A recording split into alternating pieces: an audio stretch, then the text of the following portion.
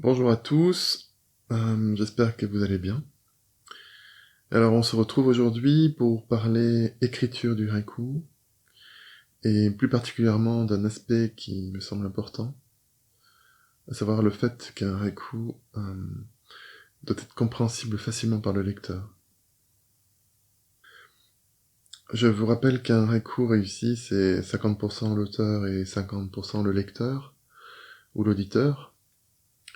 Il doit donc faire appel aux connaissances de la vie de tous les jours, et non pas être fait de références littéraires sophistiquées, qui impliquerait un certain degré de culture nécessaire à sa compréhension. Pour expliquer tout cela, on va prendre comme exemple Madoka Mayuzumi, et en particulier son recueil Haïku du temps présent, édité chez Piquier. Alors moi en haïku, évidemment, je ne suis rien comparé à elle. Je suis qu'un misérable auto-publié, auto-formé en haïku, tandis que Madoka est ambassadrice de la culture japonaise en France. Elle a publié de nombreux recueils de haïku, etc. Et pourtant, j'arrive pas à adhérer à sa manière d'écrire, même si elle se considère comme une héritière de Basho. Pour moi, ces haïkus sont souvent imperméables au lecteur, et on va en discuter aujourd'hui. Certes, qu'est-ce qu'un Français peut comprendre à la subtilité de certaines expressions japonaises? Mais bon, si vous suivez cette chaîne, c'est que vous vous intéressez au haïku occidental, et que, comme moi, vous êtes sur un chemin qui vous amène petit à petit vers une meilleure compréhension du sujet. Donc déjà, son recueil, dont je vous mets les informations dans la description sous cette vidéo, présente un seul haïku pour 2 pages. C'est-à-dire qu'on a le haïku d'un côté, d'une page, et en face, on a l'explication de texte, à la fois par l'auteur, et ensuite par la traductrice. Donc ce qui fait à peu près au total 160 haïkus pour ce recueil. Je vais pas vous lire les 160, j'en ai choisi 3 et 4 en bonus. Et on va commencer par celui-ci qui est à la page 25. Et je vais donc vous lire le haïku, 2 fois. Ensuite, je vais vous lire l'explication de texte de Madoka, et ensuite celle de la traductrice. Ondée printanière, maman est sortie, laissant son miroir retourné. Ondée printanière, maman est sortie, laissant son miroir retourné. Alors qu'est-ce que nous dit Madoka? Ce jour-là, quand je suis rentré du collège, ma mère, contrairement à l'habitude, n'était pas là. Où est-elle donc passée? Je l'ai cherchée dans toutes les pièces, mais n'ai trouvé que son miroir posé à l'envers sur la coiffeuse. Sa présence semblait toujours flotter sur les lieux. Elle devait être là il y a un instant encore, en train de se maquiller pour sortir. Où était-elle donc allée? Avec qui avait-elle rendez-vous? À la vue de ce miroir retourné, j'ai perçu pour la première fois de ma vie que ma mère aussi était une femme. Peut-être parce que, à la même époque, ma propre féminité s'éveillait. Le mot shigure, alors bon, j'interviens un tout petit peu, je vais pas vous lire les haïkus en japonais non plus, hein. Mais shigure donc est un mot qui fait partie donc du haïku, et qui désigne une brève averse, comme elle le dit, donc je reprends son texte, qui cesse aussi vite qu'elle s'est déclenchée, mais peut recommencer à tout instant. C'est d'ordinaire un kigo d'hiver, donc un mot de saison d'hiver, mais associé au printemps, ce mot donne l'image d'une pluie vivifiante et douce, sans l'idée de tristesse généralement liée aux pluies d'hiver. Ok. Alors maintenant la traductrice. Le miroir est l'un des 3 objets symbolisant le pouvoir de l'empereur, les 2 autres étant le sabre et le joyau. Des miroirs de bronze considérés comme le réceptacle d'un kami, c'est-à-dire d'une divinité, d'un dieu, sont conservés à l'intérieur de certains sanctuaires shinto. En raison de ce caractère sacré et également par superstition, parce qu'ils reflètent la forme humaine et peuvent servir de porte de passage aux revenants, il est de coutume de retourner les miroirs ou de les recouvrir d'un tissu. Alors, d'abord, qu'est-ce que vous en avez pensé, vous, du haïku? Est-ce que ces choses-là étaient claires pour vous? Donc voilà, moi je trouve pas. Comment deviner en fait l'histoire privée de cette famille, leur intimité, la relation entre la mère et la fille, et combien aujourd'hui de Japonais connaissent la signification d'un miroir retourné? Donc pour moi, ce haïku est certainement peut-être magnifique dans son écriture poétique, mais il laisse le lecteur en dehors, et donc ne remplit pas sa première fonction, qui doit donc communiquer à l'autre. Vous connaissez ce qu'on appelle une private joke, c'est-à-dire une blague privée, pour laquelle seuls les initiés comprennent le sens. Ben là, ici, on a un petit peu l'impression d'avoir un private haïku. Autant le haïku est parfois comparé à un journal intime, là, je trouve qu'on est vraiment en plein dedans. Alors, on continue. Donc, on va pas aller très loin, on va tourner la page et on va se retrouver page 27. Et donc, je vous lis le haïku et je vous laisse essayer de vous en faire vite une idée avant que j'attaque l'interprétation du texte. Voile de brume, les mannequins de la vitrine murmurent entre eux. Voile de brume, les mannequins de la vitrine murmurent entre eux.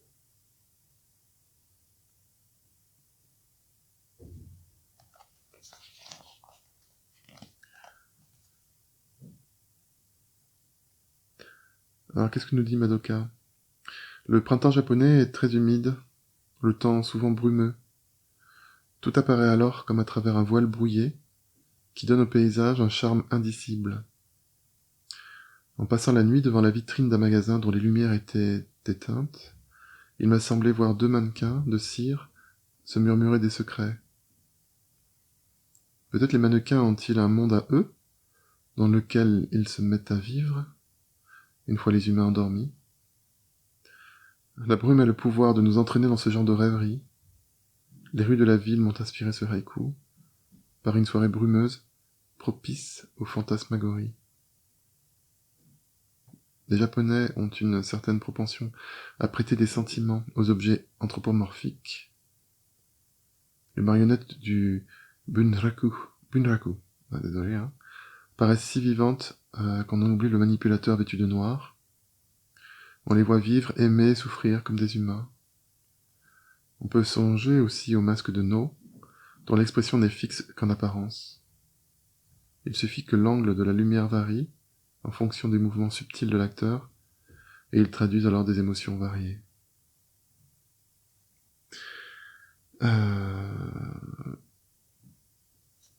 La traductrice maintenant. Donc, la traductrice commence par un autre haïku. Brume et pluie cachent le Fuji. Intéressante journée. Donc ce haïku est, je vous le refais. Brume et pluie cachent le Fuji. Intéressante journée. C'est un célèbre haïku de Basho lui-même. Donc elle nous dit que de nombreux paysages japonais s'apprécient davantage enveloppés de brouillard que parfaitement révélés par un soleil étincelant. C'est la pénombre qui exalte la beauté des choses, et non la lumière, explique Tanizaki Junichiro.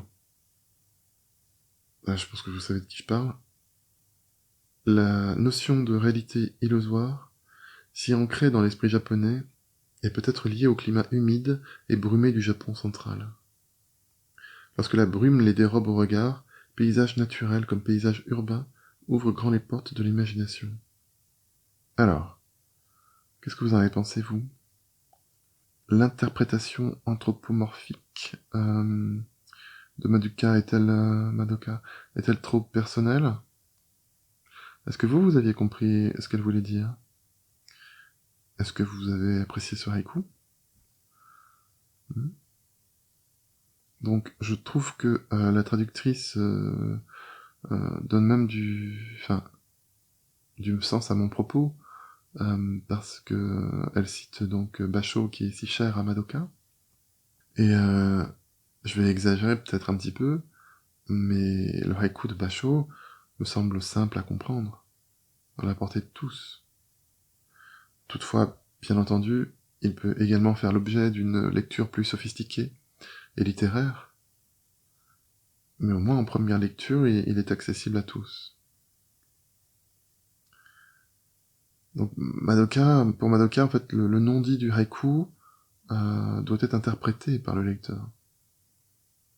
Mais comment faire s'il n'a pas les clés de son esprit à elle pour décrypter ce qu'elle veut dire? Pour moi, je vois là, au risque de me tromper, un échec de communication. Alors on continue.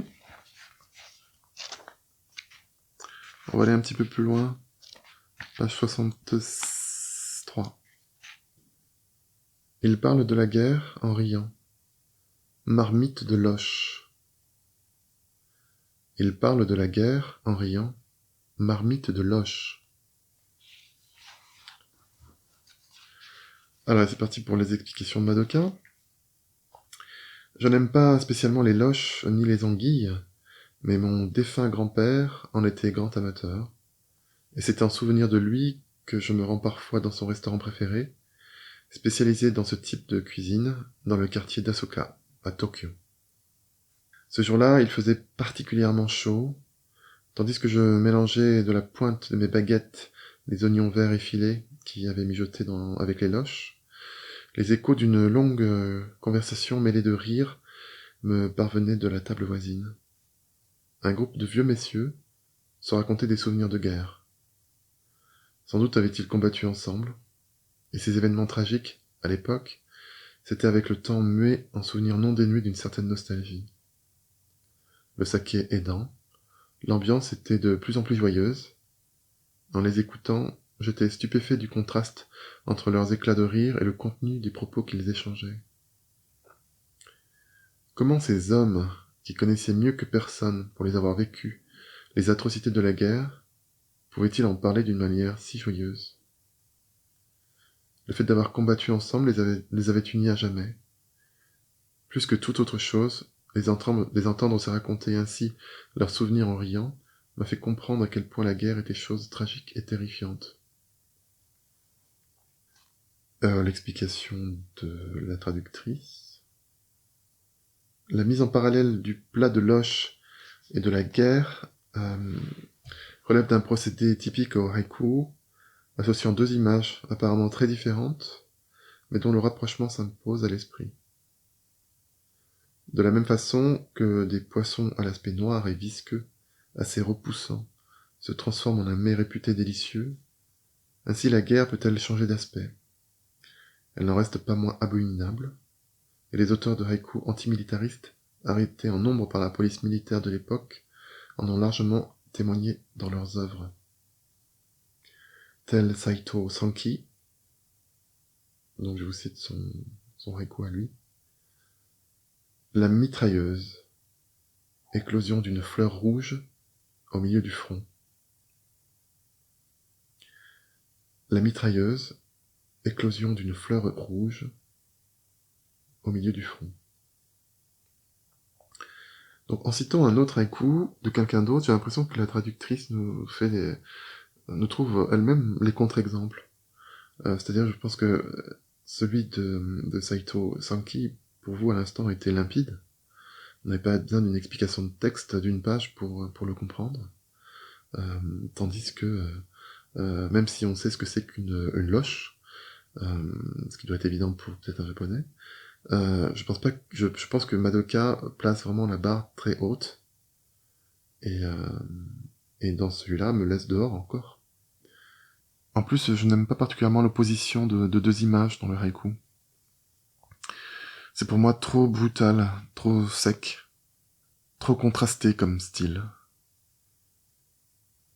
C'est une forme très commune, mais heureusement, tous les haïkus ne sont pas composés comme ça. Je pense que cela a même contribué au ridicule du haïku. Eh oui, là, vous savez que la poésie peut être sujette à moquerie, et donc là, on a un beau haïku très célèbre, américain. D'ailleurs, il y a plusieurs formes différentes qui circulent. Donc je vous le fais, c'est Haikus are easy, but sometimes they don't make sense. Refrigerator. Bon, je prononce pas bien le réfrigérateur, mais je vous la fais en français. Donc, les haïkus sont simples, mais des fois, on ne les comprend pas. Réfrigérateur. Donc, on se moque, hein, bien sûr, c'est une farce. On a les 5, 7 et 5 syllabes. On a la césure, qui oppose les deux premières lignes, les deux premiers vers, si j'ose dire, et le troisième. Et on a donc les deux idées opposées, libre à l'interprétation de faire le lien entre les deux, pour chacun. Donc voilà, donc c'est pour ça que j'aime pas cette forme-là, parce que ça me fait toujours penser à ça, et il y a un côté... Enfin, je sais pas, ça me plaît pas du tout. Mais bon. Madoka, quand même, fait aussi des haïkus qui sont magnifiques, qui sont beaucoup plus proches de l'humain, plus simples à comprendre. Alors je voulais quand même vous en livrer un, car loin de moi l'idée d'accabler cette pauvre Madoka qui n'a rien demandé. Mon seul but ici était d'insister, hein, vous l'aurez compris, sur la simplicité avec laquelle je préfère écrire mes haïkus. Alors vous allez me dire, oui, mais certains de tes haïkus médicaux sont compréhensibles que par des médecins. Et je vous répondrai, oui, oui c'est vrai. Mais justement, désormais, alors il n'y en a pas tant que ça, hein, mais j'essaie d'éviter cette erreur de jeunesse. Alors, maintenant, on va terminer avec le haïku page 67. Et comme d'habitude, vous allez essayer de voir ce que vous comprenez sans les explications. Celui-là, bien sûr, sert de contre-exemple à tout ce que je vous ai dit jusqu'à maintenant. Automne des blés. Mon père s'est mis à chanter, et ma mère l'a suivi. Automne des blés. Mon père s'est mis à chanter, et ma mère l'a suivi.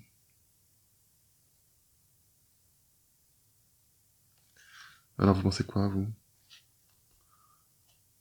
Moi je trouve que c'est simple, c'est limpide, il y a de l'interprétation si l'on veut, mais ce qui est évident c'est que on a une jeune fille, ou une fille, peu importe l'âge, témoin d'un moment de très bonne entente entre ses deux parents, qui reflète un peu l'harmonie de la famille. Et voilà, c'est ça la simple image. Alors, Automne des blés, bon, on va vous l'expliquer dans l'explication de texte. Mais voilà, c'est une image simple. Ça peut venir à n'importe qui d'entre nous, d'être témoin d'une telle scène au sein de notre famille, pour un peu que celle-ci fonctionne bien. Mais n'importe. Voilà, elle parle humain. Alors, les explications. J'ai écrit ce haïku à l'occasion d'un voyage en voiture en été avec mes parents. Des champs de blé défilaient derrière la vitre. Devant le spectacle de ces vastes étendues dorées, mon père, qui ne chante jamais d'habitude, s'est mis à fredonner une chanson pour enfants que je ne connaissais pas. Puis ma mère s'est jointe à lui. En les écoutant chanter tous les deux, je les ai imaginés par-delà ce paysage de champs de blé dans les jours de leur jeunesse. J'ai ouvert la vitre pour faire entrer un peu d'air, et il m'a semblé que le vent qui soufflait sur les blés portait leurs chansons jusqu'à moi. J'ai eu l'impression d'être transporté tout à coup dans un passé où je n'existais pas, le temps de la jeunesse de mes parents. Ensuite, la note de la traductrice. L'expression automne des blés est un kigo d'été, désignant la période de la moisson. Le mot automne fait ici référence aussi bien à la maturité du blé et à sa teinte dorée qu'au temps sec des moissons, qui évoque les belles journées automnales, un peu comme on parle d'été indien, en automne. La couleur des blés dorés réveille souvent des souvenirs de jeunesse, plus ou moins heureux. J'ai pas fait exprès, mais il y a encore un autre haïku par Terayama Shuji. Moisson du blé, je tremble au souvenir de ma ville en flammes. Bon, on va pas insister sur lui-là parce que c'est pas le sujet. Donc voilà, je voulais terminer sur cette note positive, sans être trop sévère. Mais je vous encourage à lire ce recueil et à vous faire votre propre idée. Une chose est certaine, c'est qu'il est riche d'enseignements, bien sûr sur le haïku, mais aussi sur la culture japonaise, et je sais que vous êtes nombreux à vous y intéresser. Voilà, ce sera tout pour aujourd'hui. J'espère que ça vous a intéressé, et je vous embrasse tous, et je vous dis à très bientôt pour un prochain épisode.